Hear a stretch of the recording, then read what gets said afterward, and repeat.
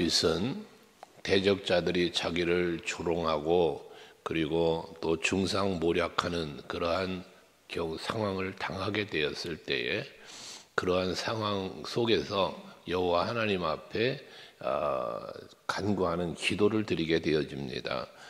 그 기도를 드리는 기도는 앞에 우리가 15절까지 말씀을 보면 저들을 저주하는 내용이에요. 저들이 자기를 이렇게 중상모략하며 말하고 있는 저들에게, 행동하는 저들에게 하나님 저주를 내려달라는 무서운 저주를 계속 기도한 내용이거든요. 그래서 앞에 1절부터 말씀은 하나님께서 저들이 한 행동을 보면 2절에 그들이 악한 입과 거짓된 입을 열어 나를 치며 속이는 혀로 내게 말하며 미워하는 말로 나를 두르고 까닭없이 나를 공격하였음이니이다. 저들이 얼마나 중상모략으로 다윗을 괴롭혔는지를 짧게 표현한 강구거든요. 하기 때문에 3절에 보면 나는 사랑하나 그들은 도리어 나를 대적하니 나는 기도할 뿐입니다 라고 말합니다. 그러니까 자기는 저들을 사랑으로 대했는데 저들은 자기를 미워한다는 거예요. 그러니 내가 할 수 있는 행동은 뭐냐? 하나님 앞에 기도하는 것밖에 없습니다 라는 그러한 고백이거든요. 그러면서 기도한 내용이 이제 저주에 대한 내용을 쭉 이제 하고 있고, 그 저주를 쭉 말하면서 이어진 오늘 본문을 보는 16절 이하부터가 저들에게 또 임할 것을 말하기를 저들은 인자 베풀이를 생각지 않는다는 거예요. 가난하고 궁핍한 자들의 마음이 상한 자를 핍박하여 죽이려고 했다는 거예요. 그러니까 사람을 대할 때에 다윗은 저들을 사랑했지만 저들을 나를 미워했다는 것처럼 서로를 사랑하고 긍휼히 여기고 또 불쌍히 여길 수 있는 그런 마음이 있어야 되는데 그러질 않았다는 거예요. 또 이어지는 말은 저주하기를 좋아했다는 거예요. 17절에 보면 저들은 저주하기를 좋아했대요. 그러더니 그것이 자기에게 임했다는 거죠. 또 축복하기를 기뻐하지 않더니 복이 그들을 멀리 떠났다는 겁니다. 18절도 또 저주하기를 옷 입듯 하더니 저주가 물같이 그 몸속으로 들어가고 기름같이 그 뼛속으로 들어갔다라고 합니다. 행한 대로 갚으시는 하나님의 그 갚으심이 저들에게 임하는 것을 말씀하는 거예요. 창세기 12장에 보면 아브라함과의 약속 속에서 그러죠. 너를 축복하는 자에게 내가 복을 주고 너를 저주하는 자에게 내가 저주하리라 그러시잖아요. 그 말씀대로 지금 이루어지고 있다는 걸 다윗은 말하는 거예요. 여러분들이 항상 서로를 사랑하는 마음을 갖는 것은 여러분 자신에게 복이 되는 거예요. 누군가를 복을 빌어주고 누군가를 아껴주고 그러면 그것이 곧 나에게 복이 되는 거예요. 하나님이 그걸 약속하셨기 때문에 그래요. 근데 아브라함에게 약속한 것을 우리가 간혹 생각하면 마치 나를 저주하는 사람은 그 사람 저주받아, 나에게 복 빌어주고 나를 사랑하는 사람 그 사람 복받아 라는 나를 중심으로만 생각하지 말고 나 말고도 사랑하는 사람이 있잖아요.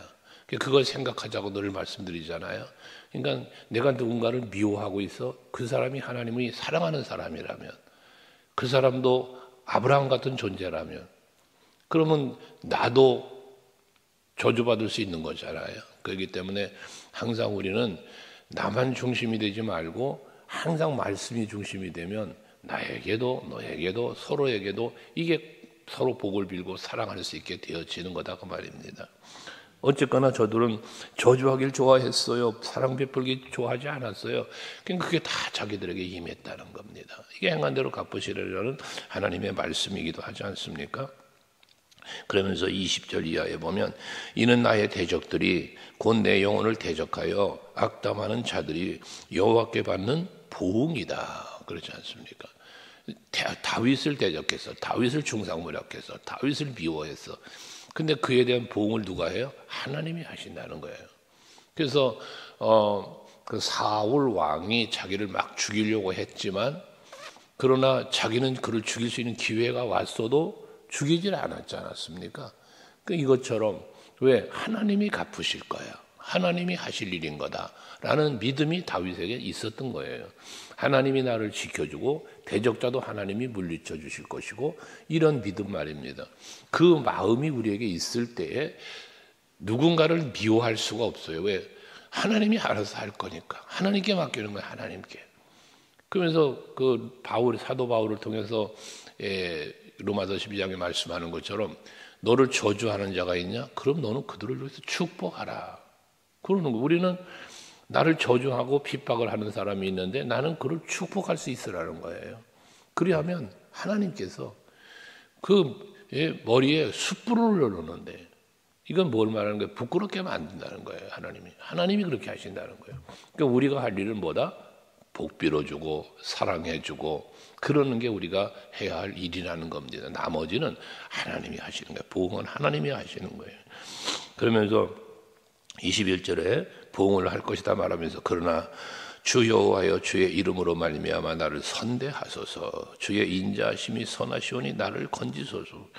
대적들에게는 보응하고 대적들은 저주를 받게 되어지지만 나는 그 가운데서 건져달라. 나는 그 가운데서 지켜달라. 라는 것입니다. 이렇게 기도할 만한 다윗이었죠. 그러니까 그만큼 하나님을 향한 온전한 믿음을 가지고 앞에 스스로가 고백한 것처럼 나는 저들을 사랑했습니다. 나는 저들에게 선대했습니다. 하지만 저들은 그리하지 않았습니다라는 고백을 하는 것처럼 그러니까 하나님 나는 좀 지켜주시고 건져달라는 그런 기도를 드리고 있다는 것입니다. 그러면서 고난을 당하는 중에 22절 그렇죠. 나는 가난하고 궁핍하여 나의 중심이 상함이니이다. 지금 자기가 처해 있는 건 가난하고 궁핍하다는 거예요. 나의 중심이 상하였다는 거예요. 그러니까 그런 상황에서 이제는 날 좀 건져달라는 겁니다. 그 건질 수 있는 것이 무엇인가?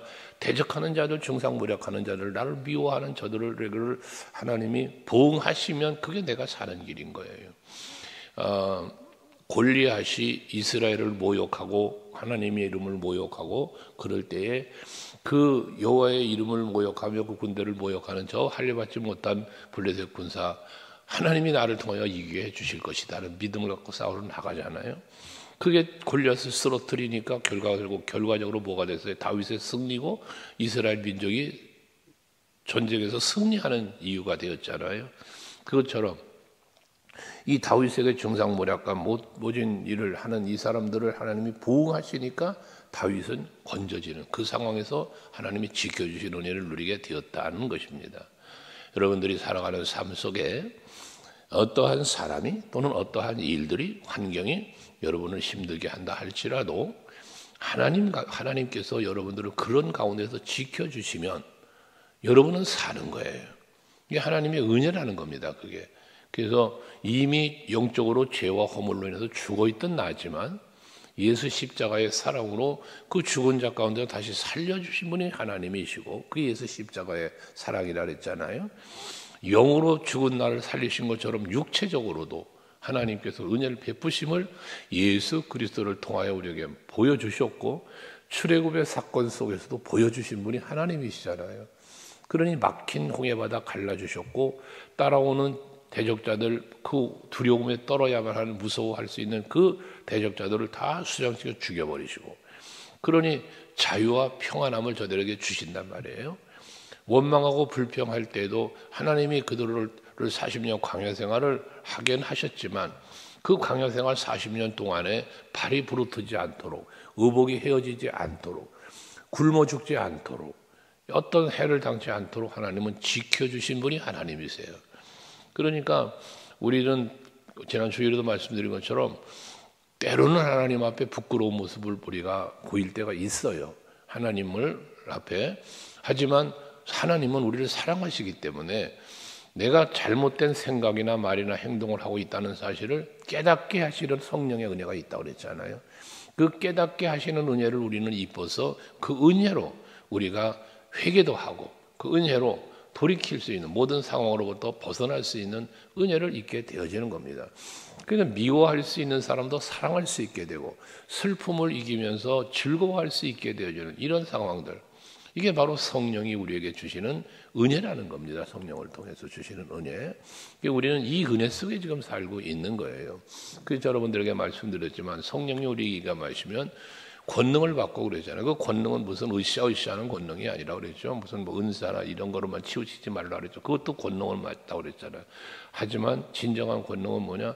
내 삶의 변화가 일어나는 거예요.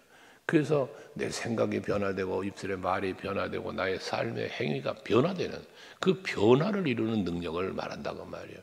그래서 예수의 증인으로 살 수 있도록 해주시는 그런 은혜가 있다는 것 아니겠어요? 그러니까 여러분들도 마찬가지예요. 내가 힘들고 어려워도 이러한 상황에서 나를 건져주시리는 여호와 하나님이시다는 믿음, 그 확실한 믿음을 가지면 대적자들 때문에도 두려울 거 없고 어떤 환난과 핍박과 여기 말한 대로 궁핍하고 가난하고 중심이 상해도 염려 걱정이 아니라 하나님이 도우실 것을 믿기에 하나님을 찬송할 수 있게 되어진다는 겁니다. 그래서 자기의 연약함을 표현하기를 나는 석양의 그림자같이 지나가고 메뚜기같이 불려가오며, 이 석양의 그림자가 뭡니까? 해는 넘어가니까 뭐 하는 거예요? 그림자도 없어지는 거예요. 그렇게 쉽게 곧 없어질 인생을 그렇게 석양의 그림자 같다는 표현을 한 거예요. 메뚜기 같다, 한철이야. 여러분 그런 말 있잖아요. 메뚜기도 한철이라고. 그때만 지나가면 메뚜기는 없어져. 그런 자기 인생을 지금 상황을 그렇게 표현한 거예요. 잠시 후에 아무것도 아닌 존재가 되어질 수밖에 없는 그러한 현실을 고백하고 있단 말입니다. 그러니까 뭐 했어요? 그런 자기의 연약함, 가난과 궁핍과 마음의 상함과 석양 앞에 그림자 같고 메뚜기 같은 자기의 상황을 보면서 한 일이 뭐냐? 24절 금식함으로 내 무릎이 흔들리고 내 육체는 수척하며. 여러분 뭐 한 거예요? 하나님 앞에 금식하며 기도했다는 얘기예요. 그 어려운 상황에 힘든 상황인 그때에 하나님 앞에 간절하게 찾고 기도했다는 이야기를 하는 거예요. 여러분 성령에서 선지자들을 통하여 우리 하나님께서 우리에게 주시는 긍휼이 뭡니까? 회개하라. 그러면 뭐 사하여 주신다. 이게 큰 긍휼이에요. 그러니까 우리는 뭐 해야 돼? 요엘 선지자를 통해서도 말씀하지만 이제라도 하나님 앞에 금식하며 옷을 찢지 말고 마음을 찢어가며 하나님 앞에 회개하라는 거잖아요. 그게 하나님을 향한 우리의 진정한 중심이라는 거지. 그게 무릎을 꿇을 때, 금식할 때, 여러분 뭐 옷을 찢고 마음을 찢을 때, 그때 뭐 합니까? 우리의 마음에 평안이 찾아 들어오기 시작하는 거예요.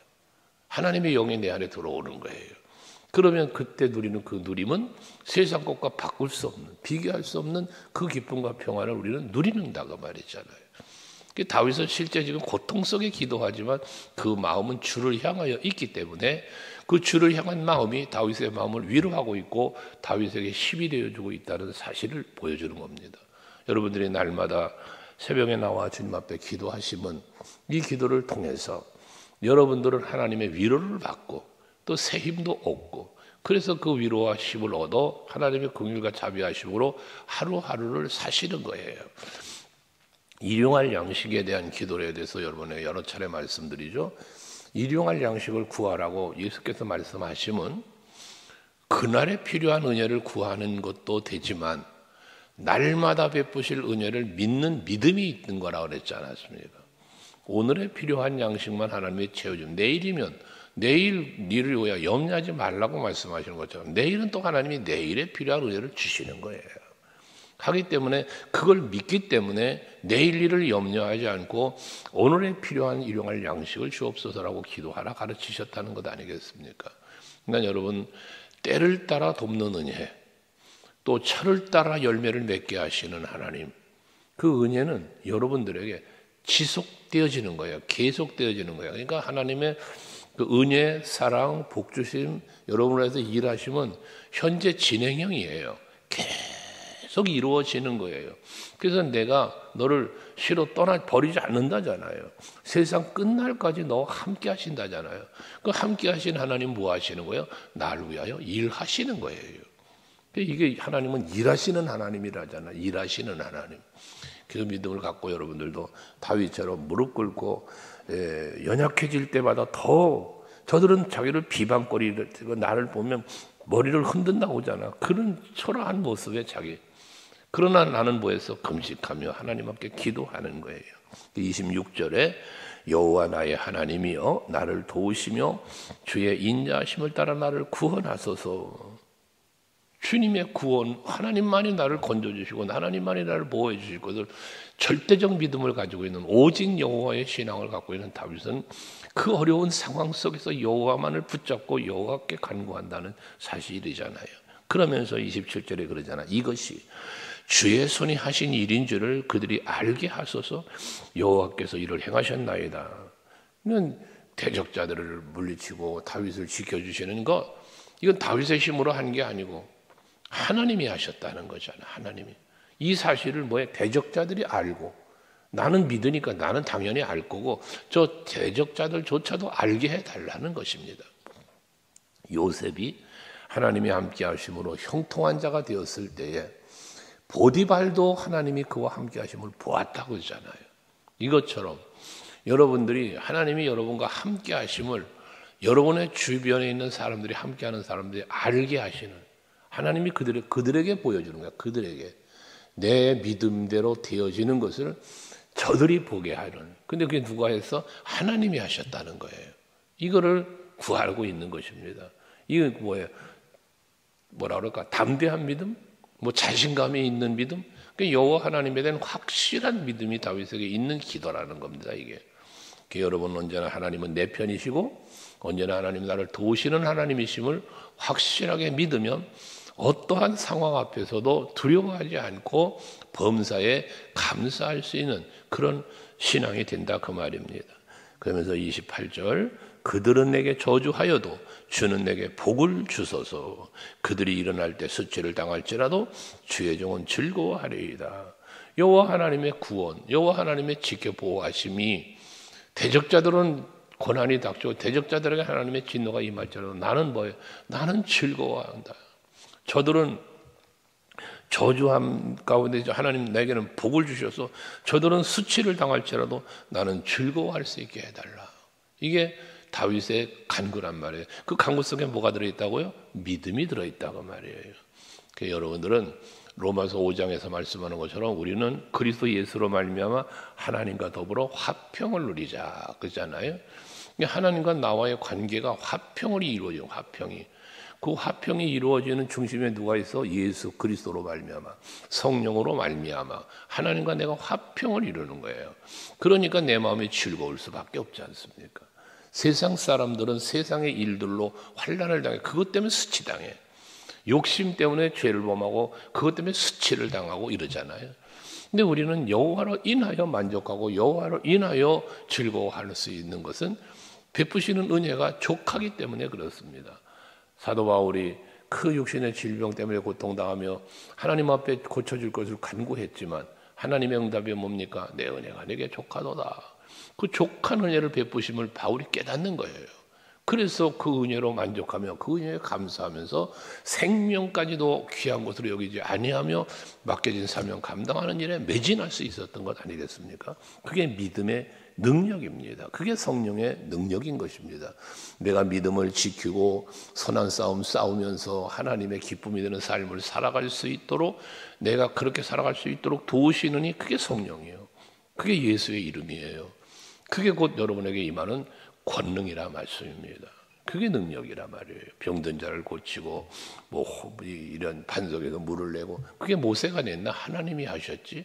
이런 확고한 믿음을 갖고 사는 그 믿음을 갖게 하고 지키게 하는 게 성령의 능력이고 예수의 이름이다, 그 말입니다. 오늘 여러분이 그 믿음 갖고 사시면서 승리할 수 있기를 바라요. 이렇게 온전히 즐거움 속에 대적들을 다 물리치게 되니까 30절에 내가 입으로 여호와께 크게 감사하며 많은 사람 중에 찬송하리니 그가 궁핍한 자의 오른쪽에서 그의 영혼을 심판하려 하는 자들에게서 구원하실 것이미로다. 하나님께 감사하는 거예요. 하나님께 찬송하는 거예요. 왜? 하나님이 이 어려운 상황에서 건져주실 것이기 때문에 그렇다는 거예요. 지금 건져주셔서 찬송하는 게 아니에요. 지금 건져주셨기 때문에 감사하는 게 아니에요. 마지막 31절에 그러잖아. 그가 궁핍한 자의 오른쪽에 서서 그의 영혼을 심판하는 자들에게서 구원하실 것이미로다. 구원하실 것이미로다 예요.